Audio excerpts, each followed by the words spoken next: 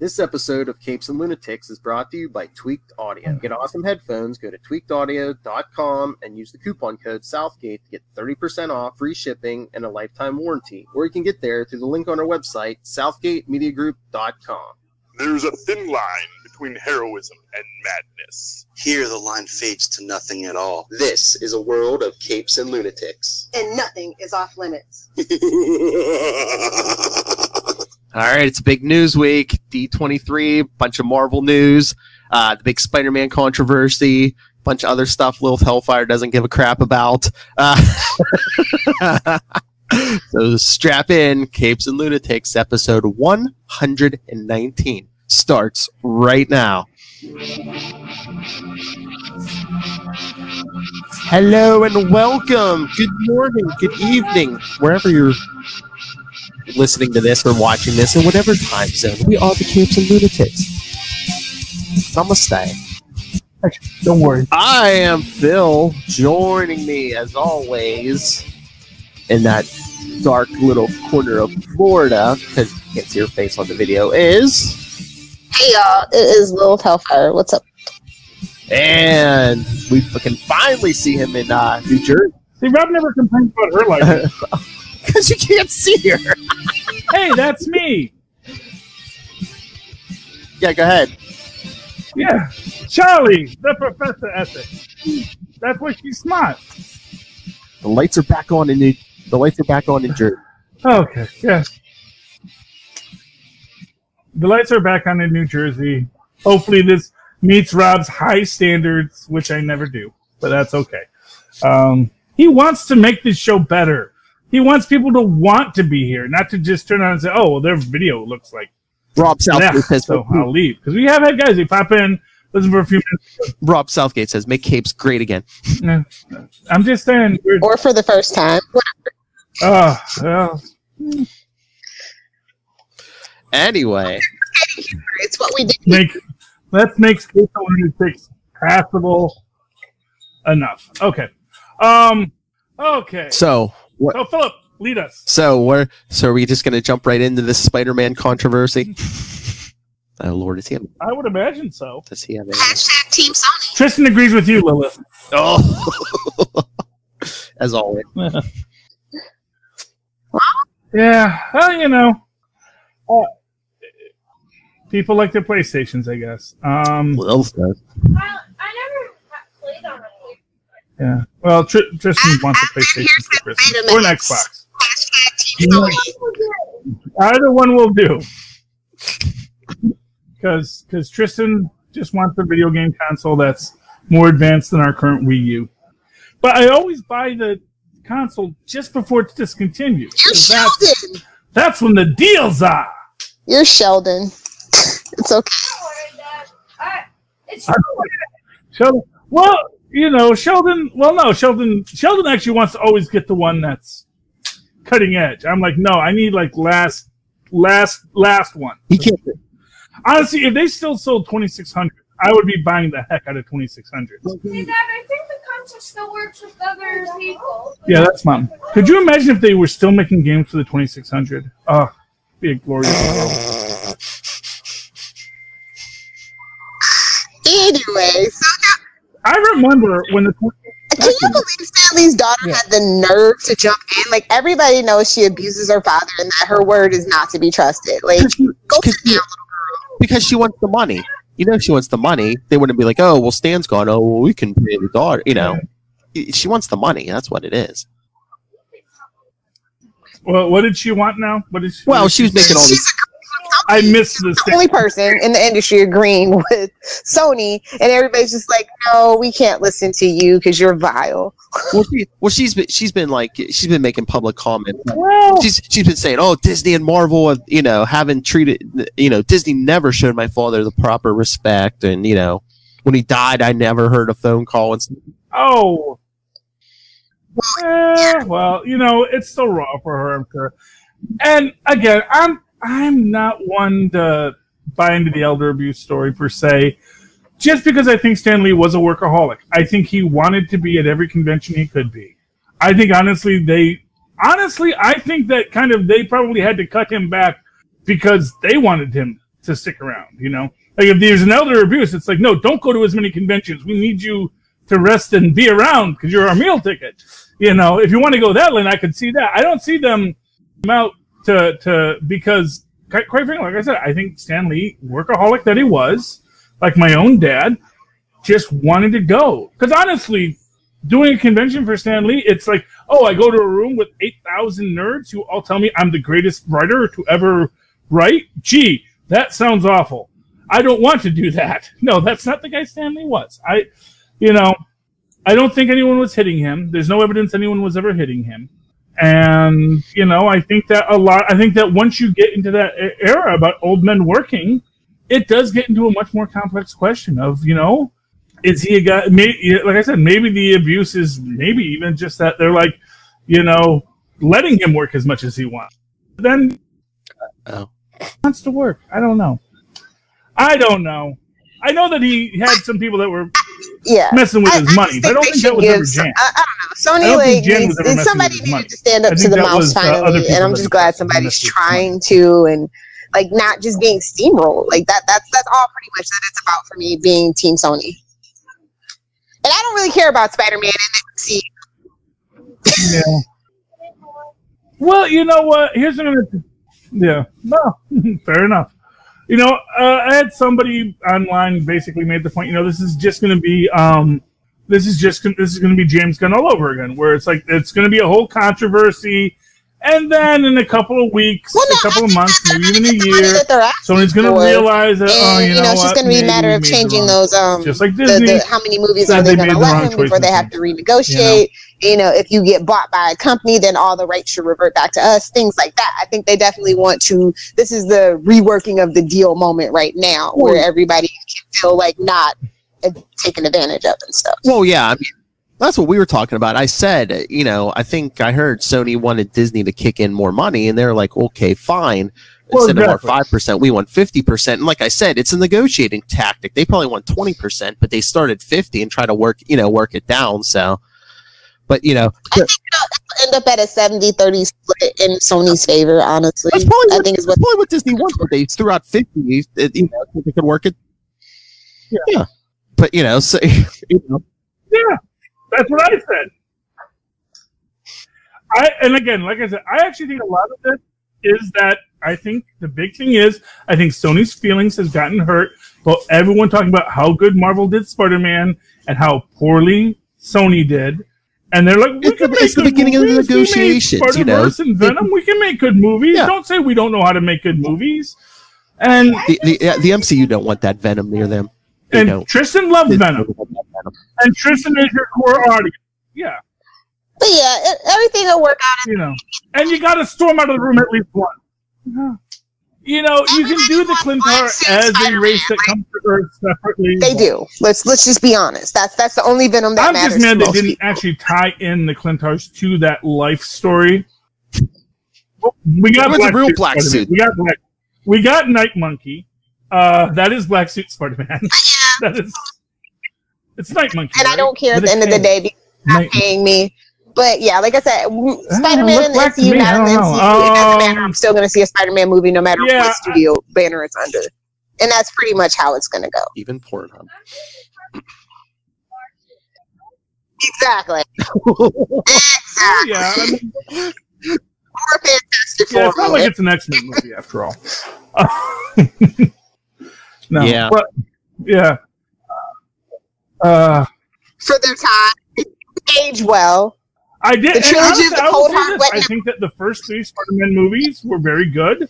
I think the third one, yes, has its difficulties. Yeah, well, hey, this is when Batman had nipples, so you gotta look at it in the style of the time. It's like you watch something from the 70s. Oh, why is everyone dressed like they're from the 70s? Because they're from the 70s. It's just the way the world works sometimes. Yeah, but but again, what I fear is Sony is going to try and make their own again, and they're going to jump right into the Sinister Six. And how come they can't just do Fightful 4? The next film could be a Sinister Six film. Rights to Fightful 4? If they do it subtly. That's the thing. You gotta do it. Oh. Well, they don't have the rights to fight. No, Fox has the rights to fight. Right? You know, like, just hold on. No. But as an example, we've introduced the Venom. We've introduced in this universe we have both a Venom, Vulture, Wait, Venom? Yeah, Venom is in the Sony universe. Oh, I thought you were talking about. But I thought you were talking about the MCU. But you have Shocker. You have a Mysterio, because I still don't think. Of course Mysterio's not. dead. It was. You know, they can bring all. They can be. Yeah. Because any character that was in the Marvel ones, they can bring them right over to Sony. They don't have a problem with that. So you can have them all there, but it has to be like Mysterio was in this one, where you don't know what's going on really until it's revealed. Oh my gosh, it's the Sinister Six. The only one you don't have is Otto. Not yet. But of course you can. What they'll probably do is they'll have Liv again, Olivia Octavius, and again it'll be this thing where it's this scientist named Liv, you know, and she's friends with May. Let's not forget. They will do that. I don't want them to. But as an example of things Sony can do wrong, look at Spider-Verse Scorpion. That came from literally nowhere. That's not Ultimate Scorpion. I don't even know what that was. It's like, in what universe is Scorpion Darth Maul with spider legs? Wait, Darth Maul? In the cartoons, Darth Maul got spider legs after he got cut in half. Oh wait, I thought you were talking about Star Wars Darth Maul. Yeah, Star Wars Darth Maul got spider legs after he got cut in half because he lived and he shows up in Rebels. Oh, he did? He lives by the power of pure hate. Because that's the power of the dark side. But no, is that why they're it came out like two. Is that why they're continuing with Superior Spider-Man? Because are we going to get like female Dr. Octopus in all forms of media now? I think they definitely need some more maybe representation that aren't half naked. That would be nice. That would be nice. Well, they've been doing that with all the female Dr. Octopus. I just want to know the backstory. I just want to know the backstory of May and Liv. I mean, that's what I want most in the next Spider-Verse story is how did Liv? So maybe you might get it. I don't know. I didn't really take that as they were like friends. Yeah. I took that as more like, oh yeah, hey, you've been in our lives for years because you've been trying to kill my nephew for years. I just took it like that. Oh well, yeah, but at the same time, like I said, it goes into this idea that. First off, it's not like Otto and May don't have a history. Yeah. Otto actually likes May, you know? He actually has real feelings for her. Yeah, there was a whole ulterior motive when he wanted to marry her for her nuclear power plant in Canada. It was the 70s, kids. Yeah. Aunt May Parker. So the idea that May in the Spider-Verse and Olivia Octavius had run-ins, and possibly even positive run-ins, because as we see, you know, Olivia Octavius can turn it on and off like a faucet, where you have no idea that she's the villain until she's like, nope, I'm the villain. Because your patriarchal, man-centric maniverse views made you not think I could be the threat. And so that's great. And so I'd love to see the story where they become friends. And then it's like, oh, we can't really be friends because maybe we want different things in life. Also, you keep on trying to kill my nephew. I don't like that. Don't kill my nephew. Stories I want to see with female lead characters. She-Hulk's getting a Disney Plus TV show. Yeah. I'm excited about that. Yeah. I'm happy for Red. Moon Knight's actually happening. Yes. Are they going to show the DCU how to do a live action Batman? I know Ray. I know you hate the comparison between Moon Knight and Batman, but it is what it is, homie. It is what it is. Well, I mean, you got the multiple personality. Well, it's a comparison, but well, first off, Batman doesn't have multiple personalities. Moonlight's parents weren't killed. There's actually really no similarities except that they both wear capes and both are vaguely associated with the concept of a knight. There's literally no comparison between Batman and Moon Knight. The only similarities are you have a closer comparison. The only similarities are the capes and the violence. Yeah, literally, yeah, kind of. I mean, Moon Knight has moon-themed weapons sometimes less so. And sometimes he doesn't even wear a cape. Now he's like wearing a suit. So, Moon Knight is not. I don't think Moon Knight was ever meant to be Marvel's Batman. I mean, Nighthawk is Marvel's Batman. He was written by some Batman. Both in perfectly in the. Well, so first off, a lot of people have written Batman, and a lot of people have written other things. So it's like, what, Tristan? Into the Spider-Verse takes place in the Ultimate Universe. Yes, it takes place in the Ultimate Universe because Miles Morales is in that universe. Yeah, but I thought Norman Osborn killed the Spider-Man. He did. That was the Green Goblin. Oh no, you're right. Because Kingpin kills him in that universe. Yeah. It's a slightly different. It's a variation on the Ultimate Universe concept. So yes, but you do have Ultimate Green Goblin in that one, and that is the true tragedy. The true tragedy of Sony walking away is we don't get a Norman Osborn Iron Patriot Dark Avengers. And I know that's what Disney was setting up because the whole last one is who is the next Norman Osborn? And while it's clear that a guy like, guys like Peter are entering it honestly of saying, I'm not the next Norman Osborn. Guys like Mysterio, guys like what's his name? Guys like Mysterio, guys like Norman Osborn are definitely going to say, yes, I totally am the next Tony Stark. And what better way to be the next Tony Stark than just to give yourself a freaking red, white, and blue Iron Patriot armor, form your own freaking Avengers. Because there's not a Captain America, except for, actual Captain America, Sam Wilson. Which, as we know, the government isn't happy about because they're sending in U.S. agent to go bust some heads. Yes. And, where it goes next could be interesting. But that would have been interesting if they not. Now, and to put it real simple, super simple, we just do a find and replace in Google Word or Microsoft Word or whatever screenwriting program you do for Osborn to Bentley. And there we go. Who's the next Tony Stark? Why, obviously the wingless wizard. Winston Bentley, I want to say. Is it Bentley Whitmore or something? Or he's got armor. Bentley something. We know he's a Bentley something. I think it's Bentley. I thought it was Whitmore Bentley. I thought Bentley was the last name. Anyway, but he's named after the. Yeah, but yeah. I mean that, and again, this is where Sony makes the wrong choice because Disney doesn't need Spider-Man or the Spider-Verse as much as Sony thinks it does. Because Disney has so many teen heroes that they can put into Spider-Man stories that they don't need Spider-Man. They even have white male teen heroes if they want to go that route. But they have like 1,000 other, teen heroes that can tell a Spider-Man story, can have maturity and growth, yada, yada, yada, bullies, yada, yada, yada.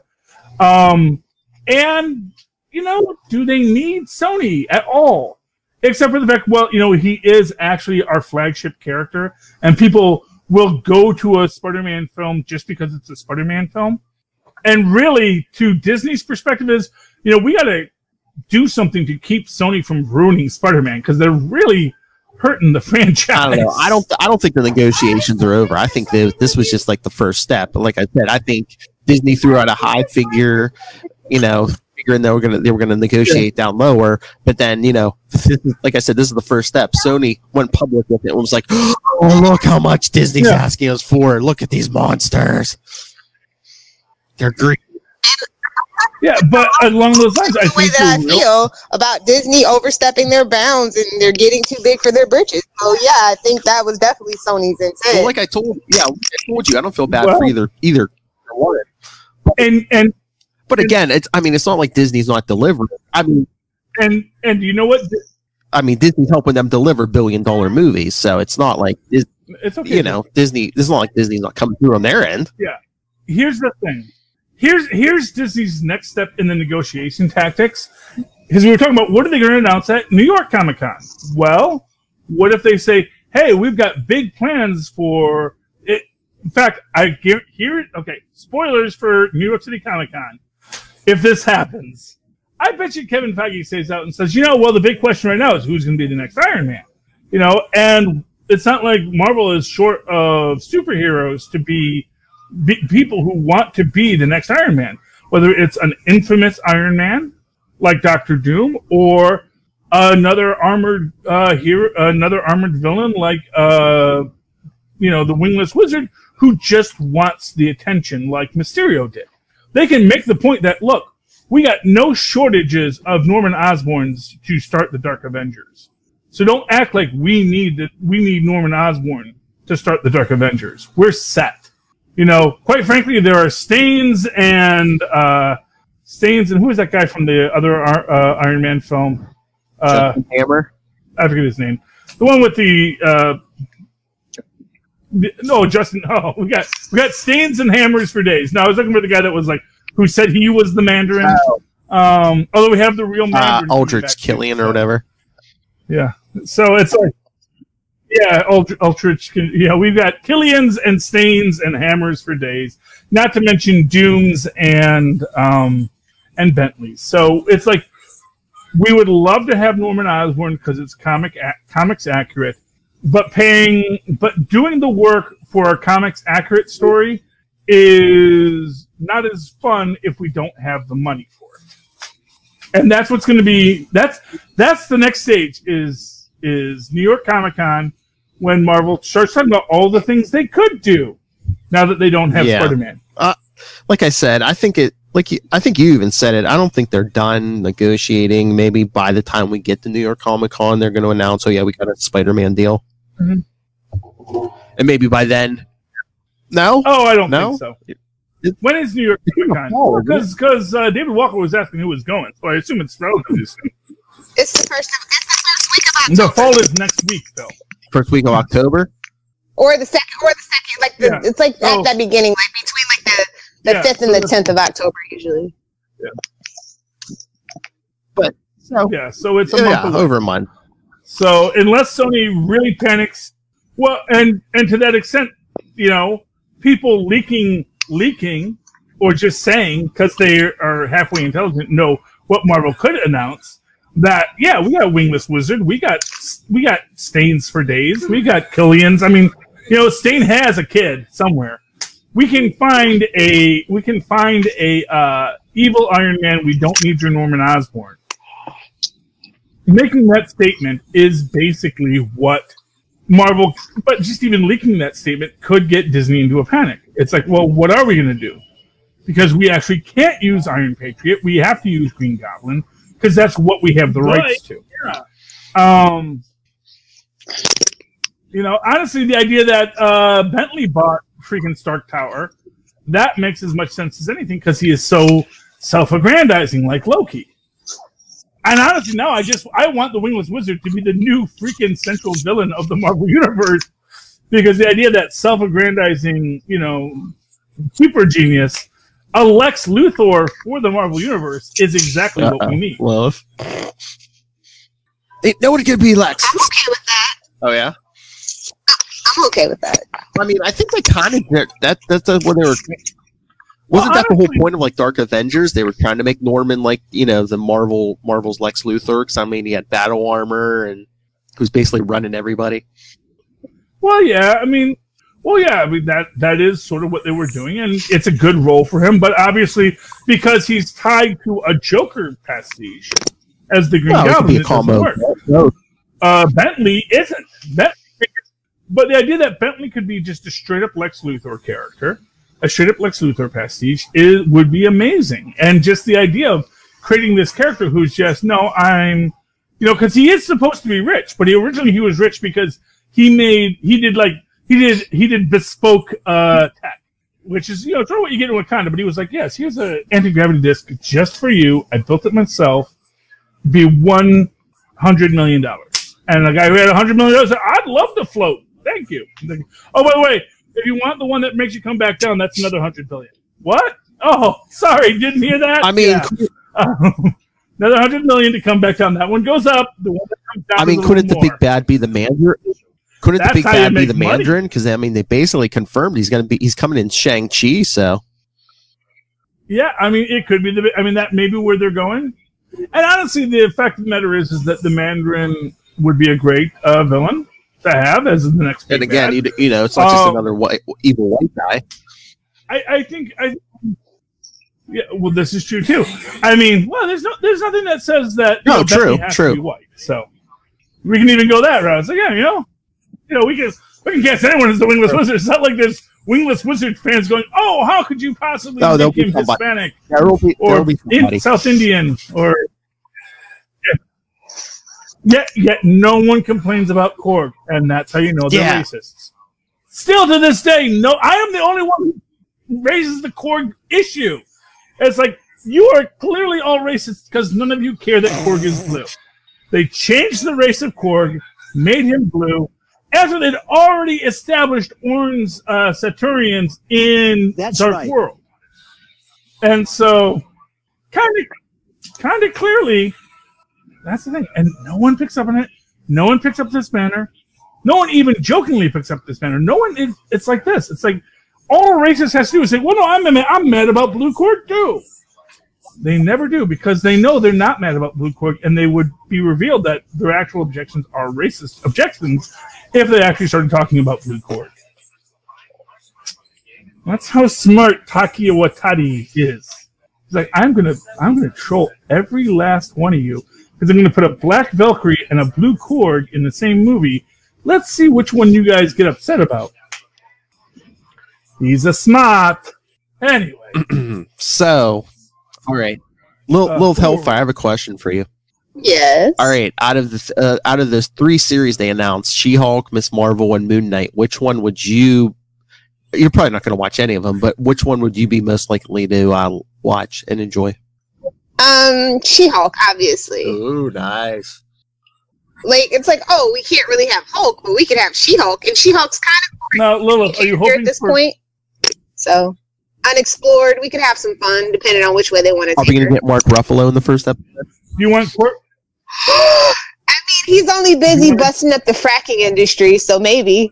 That would be cool to kind of like pass the torch, so to speak. That blood transfusion. Hey, that, not for nothing, busting up the fracking industry, that takes money, so showing up for a nice Marvel paycheck, that will help a lot of people in the long run. Do you think she should? Do you think we'll get a lot of courtroom drama with She-Hulk? I'm hoping She-Hulk is Ally McBeal, dude. I like that. That's everything that I want. Like She-Hulk meets Ally McBeal with a little bit of superhero buttering exactly. on the side. Somebody get David E. Here's what I want. I want them to find but I think he could nail this. Somebody get David E. Kelly on the phone absolutely right now. You heard it here. He can nail She-Hulk. I'm not sure I'm 100% down with David E. Kelly, but okay. I'm not gonna. I'll allow it. Objection. I'll allow it to a point. Here's what I really want. I want them to get a nice giant lady to play She-Hulk. Do the whole Steve Rogers shrinker for the Jennifer Walters scenes, and then just keep her green. It's just a smart way to go. Body paint technology. Oh, yeah, but can't they do the that's like on its second season. Yeah, but can't you do the Ruffalo thing and get like a good actress, but then like put her in that mocap stuff like they do when Ruffalo's the Hulk, Well, that's not really the best CG. Well, that's extra. And not for nothing, Philip. Tall actresses are not that uncommon. Yeah, actually, that's why. But how tall is She-Hulk going to be? I mean, are we going to go like 7 feet tall? Well, Lou Ferrigno isn't 7 feet tall, but they just say, "Wow, he's 7 feet tall," and they put Lou Ferrigno on an apple box, and they shot him from a certain angle. They shoot her from a certain angle; she can be 7 feet tall just easy. And she's not 7 feet tall. I think she's like 6'6". That's still pretty tall. Even most models aren't that tall.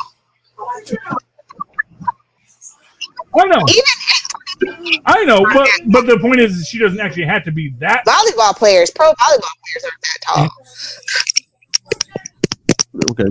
WNBA. Well, but my point is, as we learned, Thanos is actually like what 5'11". So Cruise. Thanos is 5'11". I think he's 5'8.5" personally. Yeah. But we all. I'm just saying, we all thought that Perlman was really tall. As it turned out, less so. And really tall. You're thinking of Josh Brolin. Josh Brolin is Thanos. Ron Perlman is Hellboy. Oh, Josh Brolin. Okay, I get those two confused. They're in the same file. They're both guys in heavy makeup in comic book films. Sorry. I don't know. Like, I actually Josh Brolin. What TV show are you most excited about, Philip, from Disney Plus? Because he was in Beauty and the Beast, or okay. Moon Knight. I know. Out of those three, I'm most excited for Moon Knight. I can't see what they do with that Hawkeye series too. I thought it was just a limited run. It's like really kind of. I don't know. Aren't they limited run 8-episode things? I think all of them. I think all of them are only going to be like 8 or something.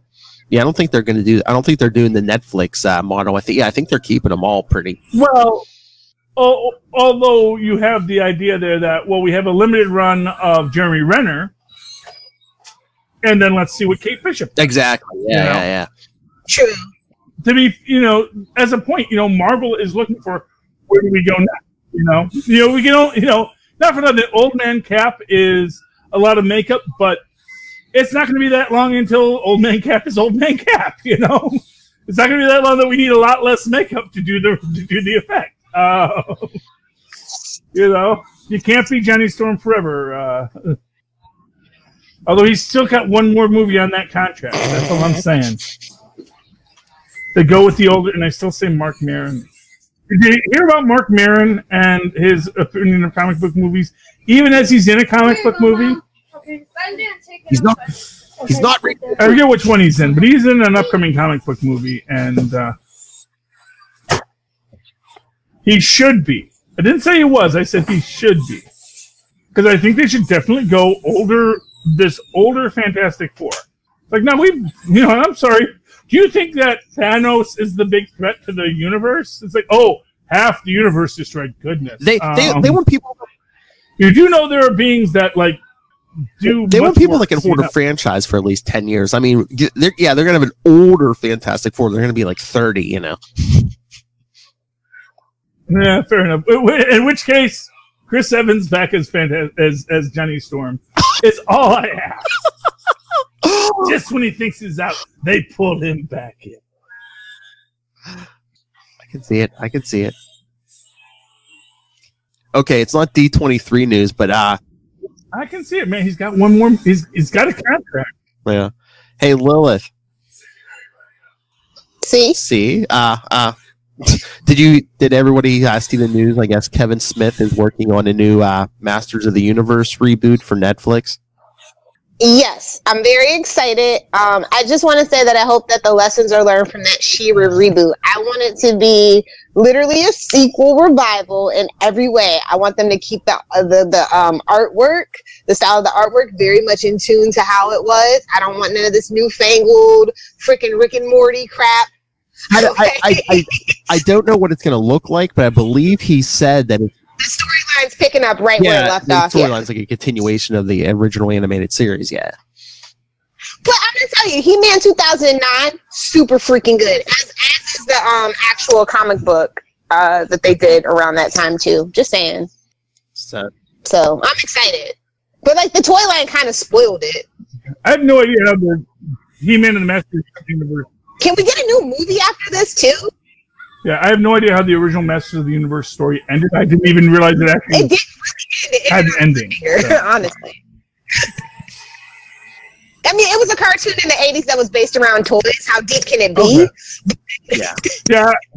It was still, I think it's still. Well, that's sort of my take on it. It's like, really? What? Weren't they working on this movie? Yeah, I mean, I'm excited for it. I'm not going to say I'm not. I think I'm a little surprised they want to separate it from She-Ra.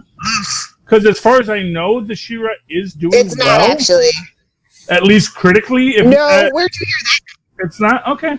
I mean, there are no Nielsen numbers for Netflix. So. Deals. Well, they said I think they want to set up He-Man like in his first season, without doing the crossover. But is it the same people? I think it might even. I mean, deals might have to be. Yeah. What?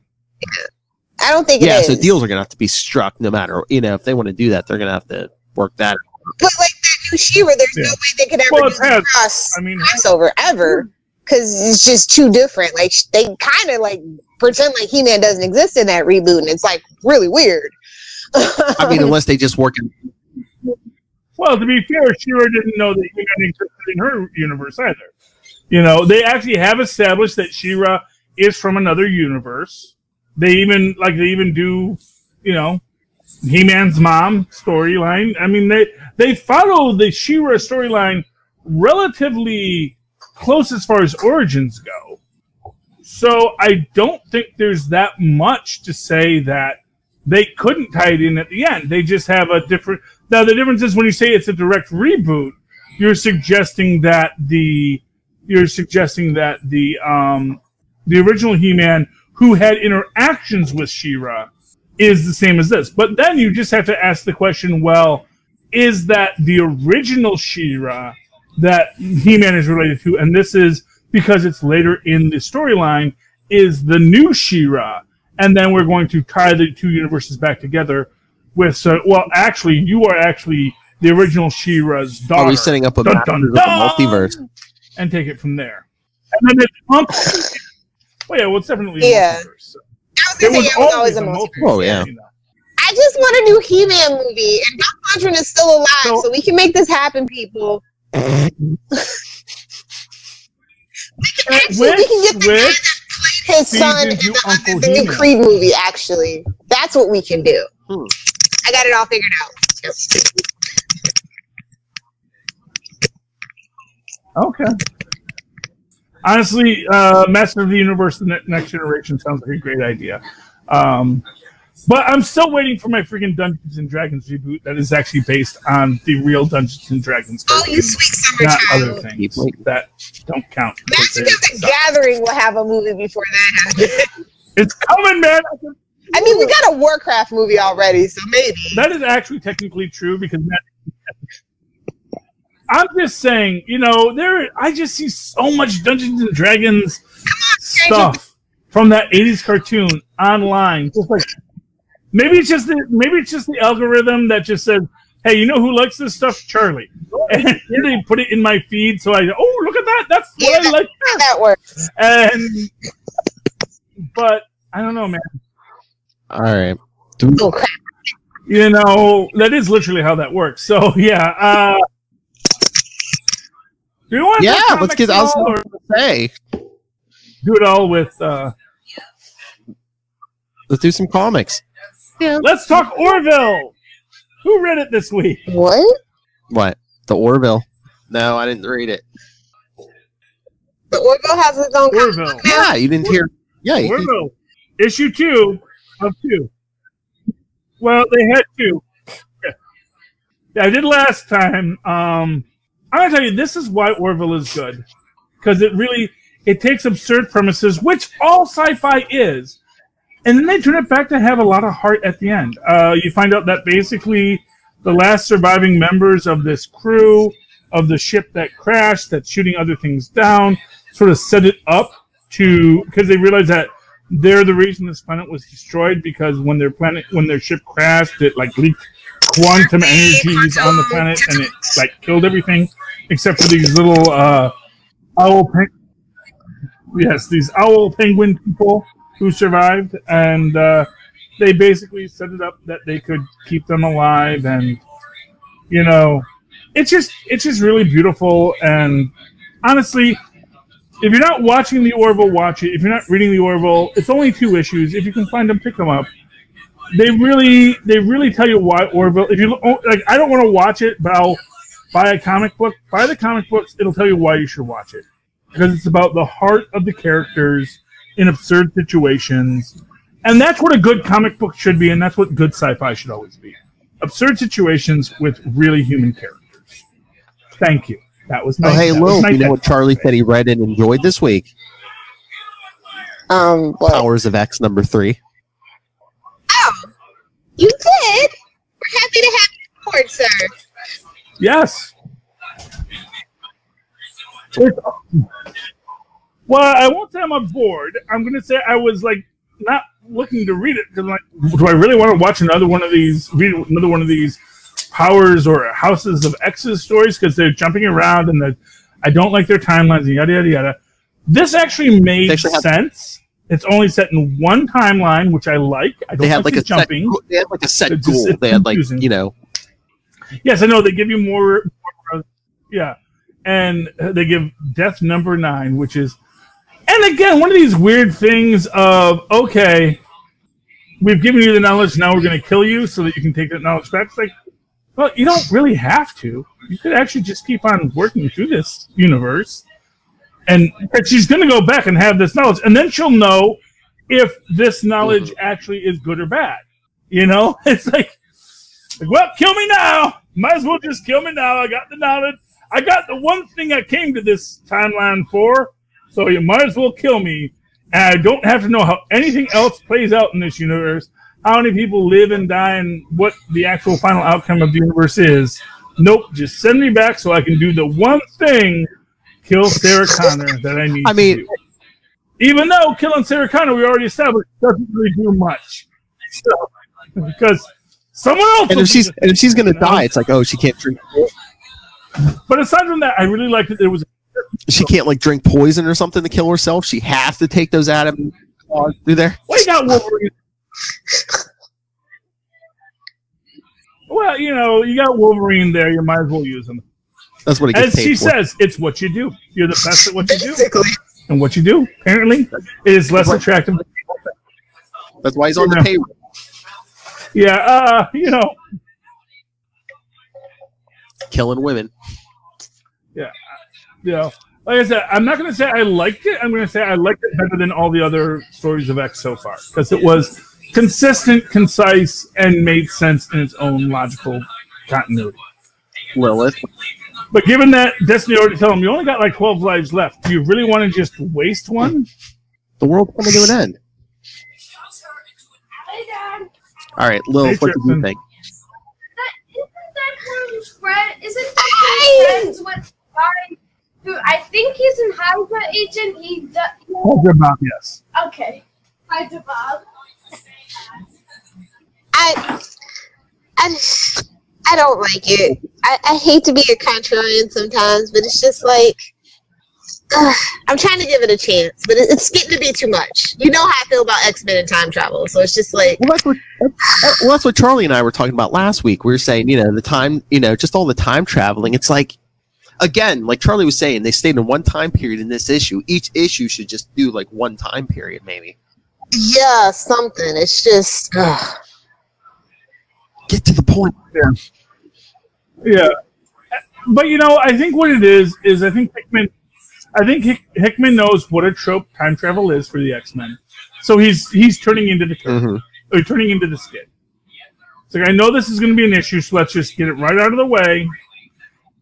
And, like I said, I think at the end of it is, because we know she has like 12, 13 lives possible left. That's what Destiny said. This was 9. Now we got 10, 11, and 12. I get the feeling by 12 it goes back to the normal Marvel universe as we know it, because she's going to be in that spot way to navigate forward, and she's going to let freaking Magneto try to take over the world with nuclear weapons. Because you know what? In the grand scheme of things, that doesn't matter much. So let's let it play out. You know. They're all kind of in the way that, you know, the Watcher and Cosmic Ghost Rider makes the point that little things don't matter. Yeah. Sorry, no, but little things don't matter, but big things do. And, like, it wasn't so much that Frank Castle's family died that really mattered. It was that Frank Castle's family died and he became the Punisher, who lived for 1,000 years, became Cosmic Ghost Rider, yada, yada, yada. That once you become a Cosmic Ghost Rider, now all those things actually have real merit and weight, and it kind of sucks if you don't do that now. Charlie, have you been? Do you like that Cosmic Ghost Rider destroys the Marvel universe Marvel history or whatever? Because I've heard a lot of people saying they don't like that. I like 1 and I liked 6. I kind of dropped off because 2 didn't really deal with what because number 1 sets up the premise, number 6 resolves the premise, and I think 2 through 5 kind of maybe spun its wheels or didn't really do what I wanted it to do, or maybe I don't know, maybe it did and I just kind of stepped away. Because apparently Canadian Ben Reilly is a character in this, all because of something that happened in issue 2. So now I'm like, man, now I gotta get the graphic novel. So yeah, what I'll say is they kind of put Cosmic Ghost Rider at the end of this. Okay, spoilers. They put him in the Sentry role. So when they bust out at Rikers happens, it's actually Cosmic Ghost Rider they free, not Sentry. But again, it's the same thing. How do we have you and yet not know you? And it's like, well, it's complicated, yada yada yada, time, space continuum, wibbly wobbly, stuff like that. And so I wasn't gonna buy it, but I said, you know what? If I saw a book with Canadian Spider-Man in it for some reason, I probably would buy it regardless of what it was. So I did, and I don't regret it. So, you know, my spider sense is tingling, you need more Spider-Man. He shoots maple syrup. Oh, yeah.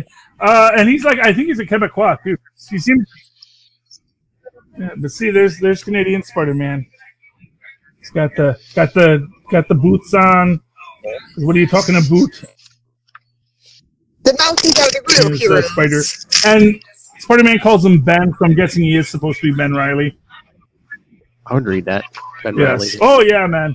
But yeah, Canada. It is utopia to our north. Ben Reilly on Alpha Flight. Don't get me started on how great Canada is.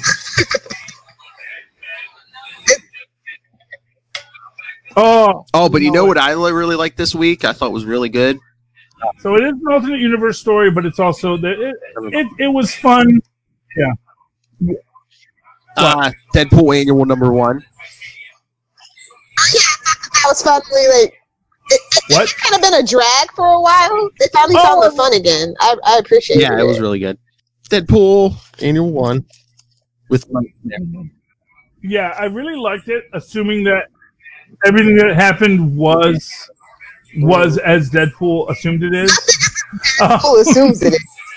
But yeah, and the dig with Neil Gaiman. I enjoyed the dig. Well, no, I assumed he was a pedophile because you're not gonna. No, actually, he wasn't a pedophile. That's just the kid's crazy mind. Kids obsessed with Squirrel Girl. What do you want?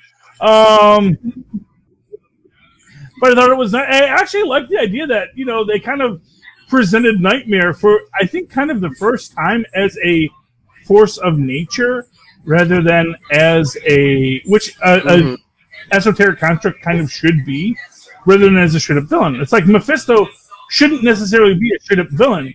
He should be a cosmological force of nature, which they sometimes do with Mephisto. Except they also at the same time will do these gods being petty too. So, because it was just a few weeks ago, and I forget. It was in the Hulk, right?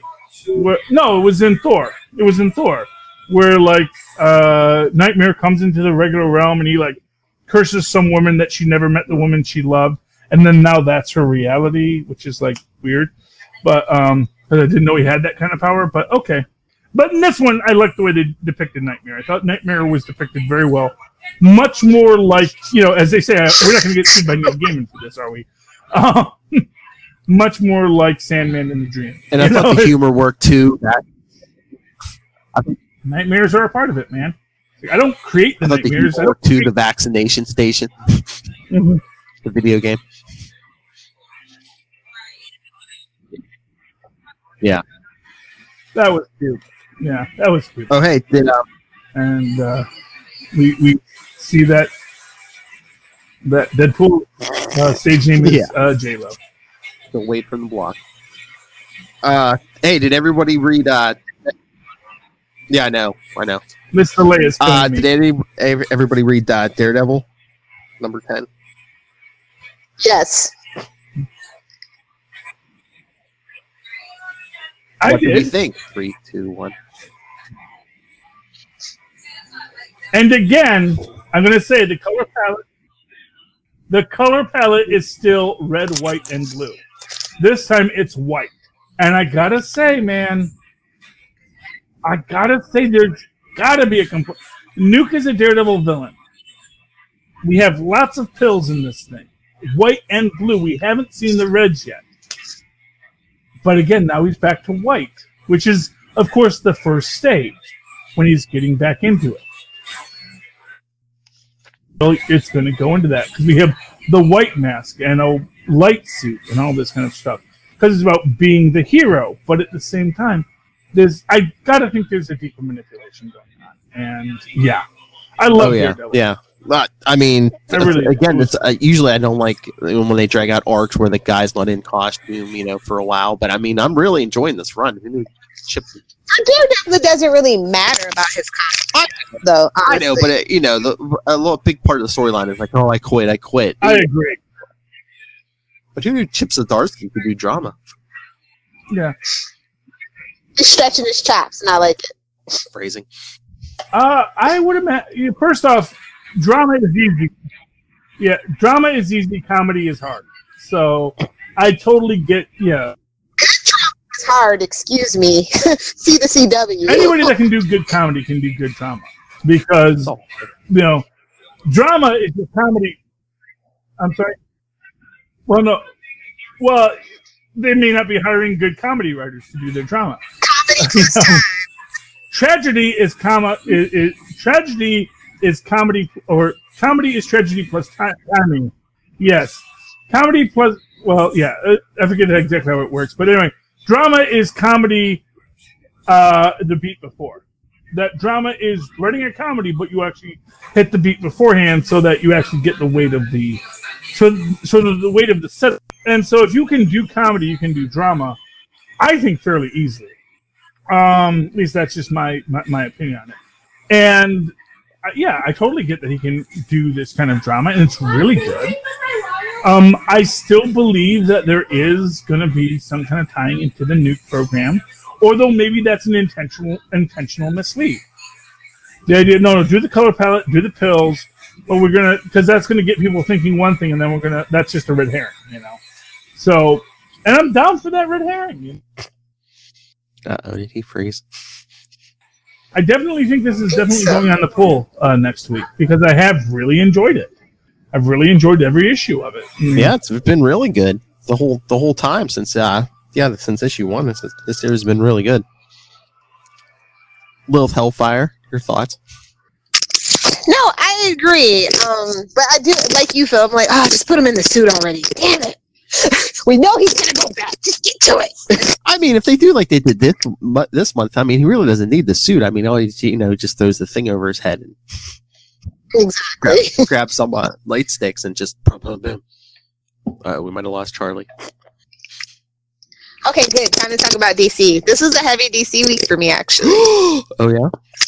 Yep, I got Nightwing, I got Wonder Woman, Come Find Me #2, I got Scooby-Doo, Where Are You 100, what else did I get? Oh, did you get a lot of stuff. Did you get Superman Year 1 #2? I did, just to see if my assumptions were correct, and they were. It's like, what? How did you feel? What is going on there? It's like, he goes. Well, you know what's going on there. You're gonna make me say it. Frank Miller. I can't. Miller. But it's just, writing Superman. Yeah. But it's like, what? He's training to be a Navy SEAL, and he's like okay with like guys just like getting their heads popped off, and and I'm just like, that's not Superman. And then it's like, it's Frank Miller's Superman. Well, yeah. Isn't this supposed to be like the Superman who eventually gets the Dark Knight Returns? Exactly. And I think I get it. Frank Miller because it's that really confusing tangent of his origin that got people up in arms. I think he wants to be divisive. I think he wants to be edgy. Mm-hmm. He got a chance to write Superman, so he's very much a Bendis kind of writer. I'm gonna leave my mark or my stink, take your pick. Mm-hmm. And I'm gonna do what I want to do. And I think it's an interesting hate. It's just that as a hardcore Superman fan, it's hard to read through. Do you know what I mean? If you're a casual fan, you might actually like this, but as like a real hardcore Superman fan, it is hard to read. Yeah, it's hard to read for. It's just like it's like what we talked about with Supergirl. Scroll down. It's like what? Why? That's what you're asking yourself. Why is he like this right now? Yeah. We have no character development per se, really, right now. It's like if Miller's trying to play with, Superman cares, but it's like, oh, he's this alien thing that, cannot care for these little puny humans. And although it's like, bro, have you not met Ma and Pa Kent? they can make Lex Luthor a Boy Scout, okay? Like, let's just be honest here. Like, no, this is not how this works at all. This is not Brightburn. Move on. And then the Lori Lamar stuff is just weird. No, I actually like. I mean, it was good, but then like her father's trying to mac on her. Man, incest is a thing, bro. Somebody is working out their kinks. Don't judge. Well, judge them on that one, actually. But yeah, I want you guys to read Scooby Doo. Where Are You 100? Just because it actually made it to 100 issues. Ooh. So pick it up. Oh, but so you said you picked up a bunch of DC. You didn't read Batman? No, I got Jimmy Olsen #2 and Superman's pal Jimmy Olsen #2. So. It is still good. Yeah. You guys need to be reading it. I'm really, really liking Superman's pal Jimmy Olsen. It's such a throwback to like all the good like Golden Age and like early Silver Age stuff that I loved about Jimmy Olsen. Yeah, I don't know if he read 2, but I know Charlie read issue 1 and he really enjoyed it. He's in Gotham City this week, so it's really cool. It's a fun story. You guys should definitely read it. Mm-hmm. But yeah, the big Batman controversy, suppose it appears like Bane snaps Alfred's neck in Batman 77 spoilers. So, like I was telling you before, all the fans. So they're gonna throw him in a Lazarus pit. It's actually gonna be a time travel pit, and boom, Pennyworth coming next year, 2020. They're gonna young him up or something. Yeah, definitely. Because I'm just like, yeah, all the fanboys are going to have to get buy this issue now. Who dropped it after the whole marriage fiasco, and it's just like, he's not gonna. Alfred's not staying dead. I mean, I'm like, have you read a comic? If you believe that, have you read a comic? Well, I mean, honestly, at the state that DC's in right now, it is kind of believable, to be honest. They're on the verge of, I know people don't want to talk about it, they're on the verge of not putting out actual books anymore. Oh, really? So, yeah, it's a thing. It's hard times to be DC Comics. It is. I knew it was bad. I didn't know it was that bad.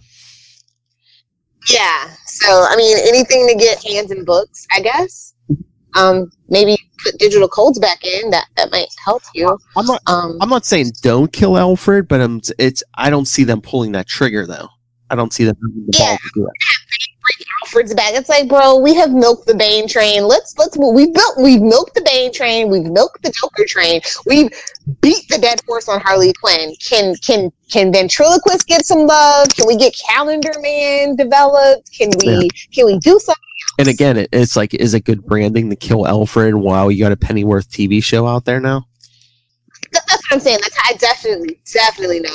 They're going to throw him in a Lazarus pit or a mother box mishap or something. Yeah, they're going to young him up somehow, yeah.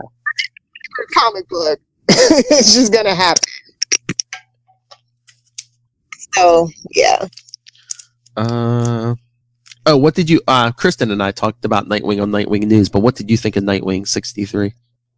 I think it's actually coming back into form after after that long adjustment period of, grieving that I've done. I'm actually kind of liking the story again. Well, they actually gave him a costume and he's kind of almost back to what he was, although I don't know. I don't like the amnesia thing. I saw a theory I liked. I'd rather he had been physically injured and he basically would have to go through physical therapy and actually have his memory, but have to physically learn to be Nightwing again.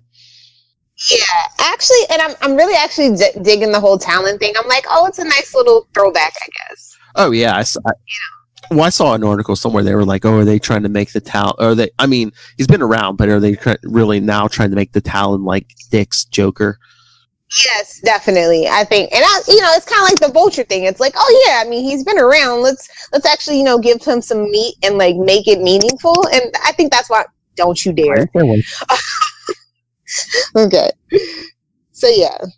Yeah, I mean, like I said, it's getting back. It's getting back on track, and I'm here for it.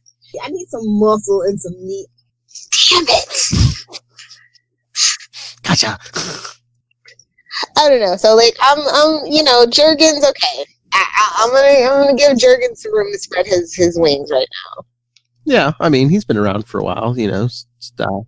I mean specifically with the story arc, like because that amnesia thing, I'm just like, why does everybody have amnesia? Who are they? Norman Osborn? Is he gonna go insane next? Is he secretly the son of Joker? Like, oh god, why did I? Well, again, I don't know if that's like a pronouncement from DC or whoever that they can't bring Dick Foley back until a certain point, so it's like they kind of have to drag it out. Everything's kind of on hold because all of our like big things are on delays. Well, I didn't know too, but between one, did Tom King want all Batman's allies out of the way? Because I mean, even Tim Drake's good trap the multiverse and stuff. And then two, Titan season 2 is coming. I just wonder, are they going to wait till Dick Grayson gets that Nightwing suit in Titans, so that way when he puts on a Nightwing suit in the comic, is it going to look more similar to the TV show? Do they even care about that anymore? I don't know. I don't think they. I don't know what DC's priorities are anymore, and neither do they. I don't know. I just wonder if because a lot of most people that are watching Titans are between our ages, Philip, and they don't really care about what's going on currently in DC books. So I think DC has finally figured that out. I know that, and you know that, but I swear the big two, when there's a movie or a TV show, they try to make the characters look more like their live action personas, which they don't have to. I mean Marvel, you don't have to make Punisher look like John Bernthal. Okay, it is nice. But now you can't do it because you can't. You couldn't come to a conclusion. You had to have your own Disney Plus. Yeah. But no, it's not going to be pick of the week anytime soon. But I'm still going to pick it up. It's still on my pull list. Yeah, I mean, because I'm a big hardcore Nightwing fan. I am, and I was just. I don't know, the last couple of weeks, I was even telling Kristen, I was like, I don't know if I'm, for the first time since like 1996, I don't know if I'm going to be like picking up Nightwing regularly, but this week's issue, I'm like, okay, I'm still here. Okay, this is swinging in the right direction. And what's weird is that Aquaman was actually my pick of the week. Like, I think I read everything the DC put out except for Batman 77, I'm pretty sure. It's pretty bad, but because I got Teen Titans, Wonder Woman, You're the Villain, Black Mask #1. So yeah, I think literally Batman 77 was the only thing I didn't get. I got Pearl 12, which is kind of second. Yeah. Pearl number 12 is second, but Aquaman 51, I enjoyed it, but it wasn't like a strong story, but it was still like the best story. Do you know what I mean? That I read this. I mean, week. it's kind of. I really like Kelly Sue Dominic's take on it. Don't get me wrong, and Lex Luthor shows up, and it's Black Manta and Lex Luthor, and I'm just like, I need this to happen on screen so bad, somewhere, some way. I mean, yeah, Aquaman 51's kind of just like fallout from Aquaman 50 and stuff. But I thought you were enjoying this Aquaman run. So I was surprised that you said you were surprised that. I mean, like it's been good, but not like say that New 52 run where it's like surprisingly good. Like it has no business being this good. It's good, but like I haven't really had any like surprise twist turn shots. Nothing's made me cry. You know what I mean? Yeah. Well, I think it's like fun, and like I think Aquaman, like they do need to lean into that skit and make Aquaman more fun. Either it's going to be political thriller, or we're just going to like have fun punch 'em up action. Like you just like I feel like you can't. There's no nuance for Aquaman anymore. Do you know what I mean? Yeah. I don't know. Do you think they're kind of like in a rebuilding period, almost like, they're trying to decide what do we want from the movie? What do we want to take from the comic? Nothing. There's nothing they can take from the movie except to develop actual like Atlantis like they used to, like the whole Seven Kingdoms faction and like, what being Ocean Master means or King of, you know what I mean? Like I would be down for that. You know what I mean? But I don't think a lot of people would. I think they just want to see Aquaman like talk to fish and punch stuff. I mean, Unfortunately. Yeah, I mean, I think the only thing they're really taken from the movie now is like his look, maybe. Unfortunately. Yeah. You know, honestly, I'd take Harpoon Hand over what they're doing right now, honestly. And y'all know how I feel about Harpoon Hand. Get Peter David on the phone. Yes, please. But no, and I'm really loving Robinson Roca's art is actually really, really, and Kelly Sue Dominic, they have like this synergy together that I haven't seen in an Aquaman run in a really long time. Yeah. So, like, yeah. No, Aquaman's, this Kelly Sue Dominic run, I'm here for it. Oh, but this is going to be weird to talk about with Charlie not here, but yeah, he said his system is being uncooperative, so he's out. I've been there. I know. Hasn't gone out. Knock on wood. But this is going to be weird to talk about without him. But yeah, he said Superior Spider-Man number 10 was his pick of the week. Of course it was. I know. Did you read it? Yeah. I just think it's just something for Charlie. It's not for me. Like, it's not my Spider-Man. It's just weird now because he's been. I mean, yeah, he has a new face and new name, so people really don't know who he is. But like everyone knows Superior Spider-Man was Dr. Octopus. Exactly. And this artwork is just a little too kitschy for me, honestly. Oh, really? Like, no offense to Mike Hawthorne, it's just a little kitschy or something. Like, it's just not quite what I expect from a Spider book. And I guess that's probably the point, since it's a Superior Spider-Man kind of thing. Maybe that's the point of the artwork. Yeah, maybe like set him apart because he's not Peter, he's not even Miles. He's, it's Otto. Exactly. And I think they aim to be like the least predictable Spider book, but you do know what I mean? Like they're always throwing us a curveball, and that's kind of annoying to me. I mean, well, again, it's like, again, he's not Peter, he's not Miles, he's not Gwen. He's this former villain. He's tried to take over the world or kill the world how many times? So it's like it would be a little different, I guess. Plus, he's an older guy. True. Plus, he was the former. Yes. He was the former ample American, now in a nice spider body. Yeah, that's true. But like I said, the story's interesting, but it's just like the constant curveballs. It just feels super gimmicky to me. Well, and it's just kind of like, when is this series gonna end? Like, honestly, this should have been a maxi series. We could belong. Like I was saying earlier, I'm like, are they keeping this going so like Otto has somewhere to go? Because do they want to do female Dr. Octopus now, which I'm here for? Yeah, I could see that. Because that's what I was. I think that all the time too. I'm like, boy, how long are they going to keep this Otto thing running as Superior Spider-Man? But yeah, I mean, if they want to do female octopuses, is this going to be a permanent thing? Superior Spider, well, as permanent as comics are, but yeah, exactly. All right. Well, is there any other books you want to discuss before we get out of here? I do want to shout out one book. It's a number 1, and I want to say it's by Aftershock Comics. I want to make sure that's right. Yeah, it is Aftershock Comics. It's called Bad Reception number 1. It was written and the art is done by Juan Doe. If you're familiar with Dark Arc, American Monster, and World Reader, then you know who Don Juan is. Juan Doe is. It's a horror story. So it's about people at a wedding on like this remote island, and they can't get any reception. Get it? Bad reception, and horribly wrong. If you like the show Harper's Island or any maybe Ryan Murphy's American Horror Story, this might be right up your alley. I really enjoyed the story. I thought the artwork was great. It's $3.99.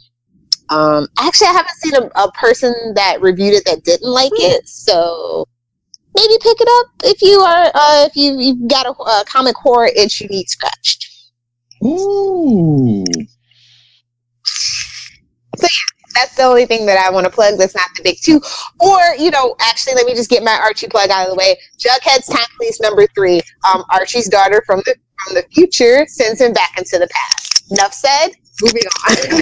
If you're a Jughead fan, please pick it up. It's great. It's funny. The artwork's super good, and it's freaking Jughead traveling through time. Some stuff's about to get up. Oh, it's something Charlie Esser would like. Honestly, I don't think he's like a big Jughead fan. It doesn't seem like. Yeah. But the time travel. True. Time travel makes your head. Just as a theoretical thing, I think he might be interested. True.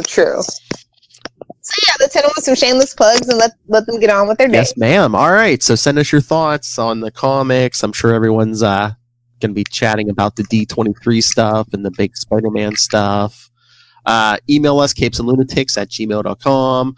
Follow us on Facebook, facebook.com/capesandlunatics. And follow us on our fan group also on Facebook. Chat right with us. At Capes Lunatics on Twitter. Capes and Lunatics on Instagram. And Disney can buy it anytime it wants. capesandlunatics.org. Work in progress.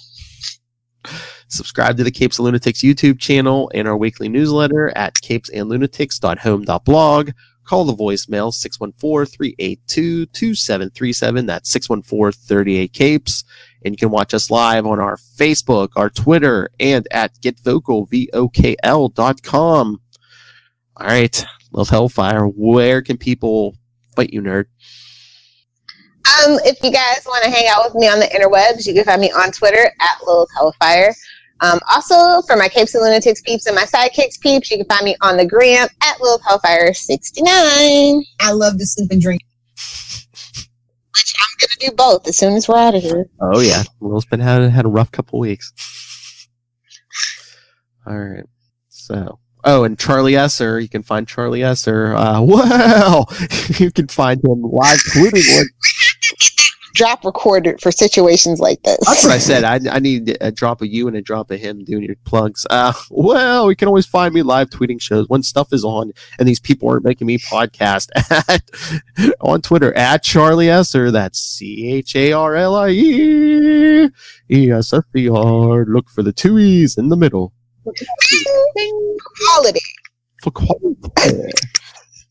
Oh, and superconnectivity blog at gmail.com. And at superconnectivity on the gram, if I'm not mistaken. Yeah, but I don't see him on the gram a lot. Well, we're gonna make him. Yes, that's right. Us and the Robert Southgate. Roberto Southgate. George Southgate. You gotta get it right. Oh yeah, that's right. Oh, send in your votes on which Seinfeld episode you want us to do a live read of.